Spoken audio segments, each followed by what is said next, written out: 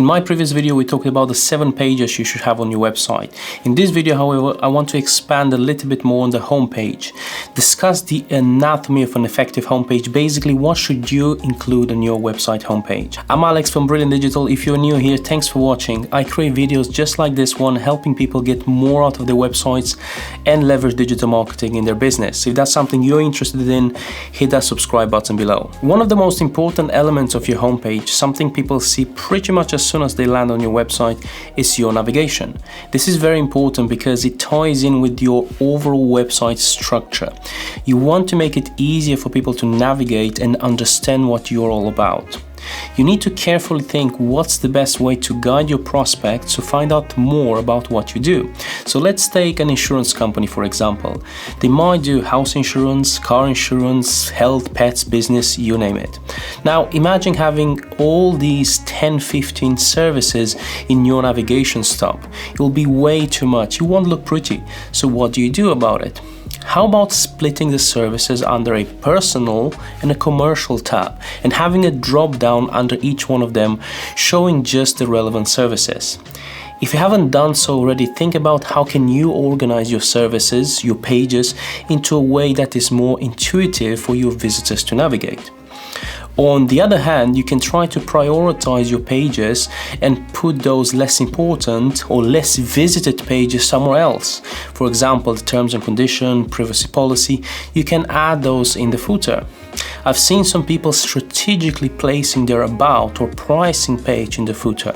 That doesn't mean that those are not important, it just means that there are other pages better suited to be presented in the header. The second most important thing, and this is probably the one that most people get it wrong, is the title and the description that people see when they land on your website. Right, so there's something called above the fold, and that's the first thing people see, the whole view when they land on your website. Typically, you'll have your logo on one side, the navigation on the other side, as we've discussed earlier, and right beneath that you will have the title and the description, or sometimes just a title. That's your opportunity to be as clear as possible and tell people what you're all about.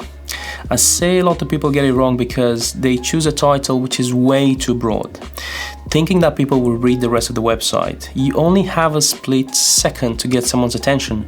Studies show that on average 50% of the people don't even make it lower than the above the fold, so they'll never read what you have to say. That's why you want to be as specific as possible, telling people who you are and how you can help them.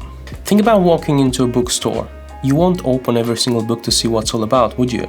No, of course not. You'll just look at the title. That's how websites are. The other reason you want to be specific is because that title is very important from an SEO point of view. So typically you'll want to include in that title the keywords that people would use to search for your company. If you're an electrician based in Peterborough, include that part of your title. Make that the first thing people see so they know that they're in the right place. What else can you include on the homepage? Well, a homepage is a bit of everything, right?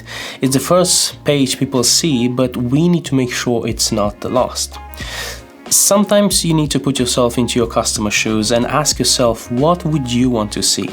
And guess what? With so many businesses doing what you do, most likely your customers will like to see a few reasons why they should pick you. How are you different than your competition?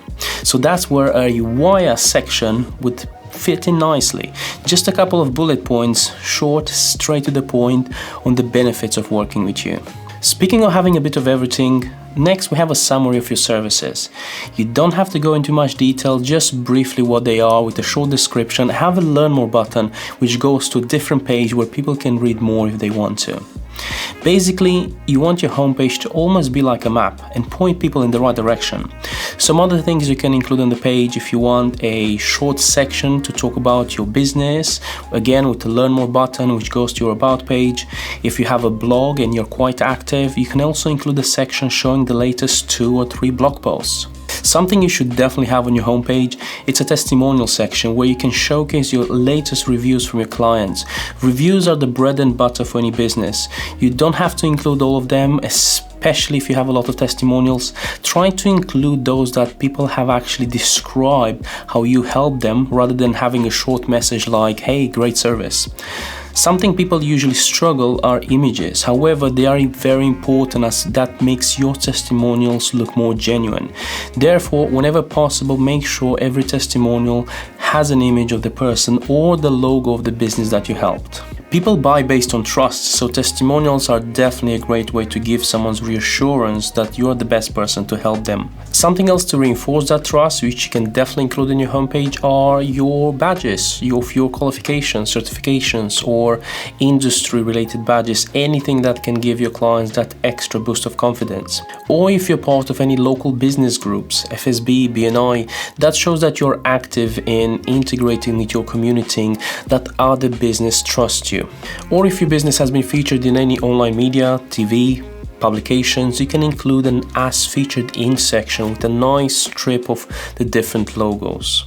Last but not least is a call to action. What is the action that you want people to take? Get in touch with you, book a consultation, request a callback, download a free guide, sign up for a membership, whatever that might be, you need to ask for it. You know that saying, if you don't ask, you don't get. So have a section on your homepage, typically closer to the end. Once people have read everything else I've mentioned in this video, I usually like to position my call to action right after the testimonial section. Make sure it stands out and pop the magic question. Ask the clients if they would like your help and tell them what they should do next. For example, now I'm not a professional copywriter, so I'm sure this could be improved, but my call to action for my web agency, it's as simple as, are you looking for help with your next web design project? Get in touch today to see how we can help. Speaking of call to action, if you enjoyed my video, smash that like button and subscribe to support my channel. Also check out the videos on the screen now if you want to learn more about growing your business with digital marketing. If you have any questions, let me know in the comment section below. I'll see you next time.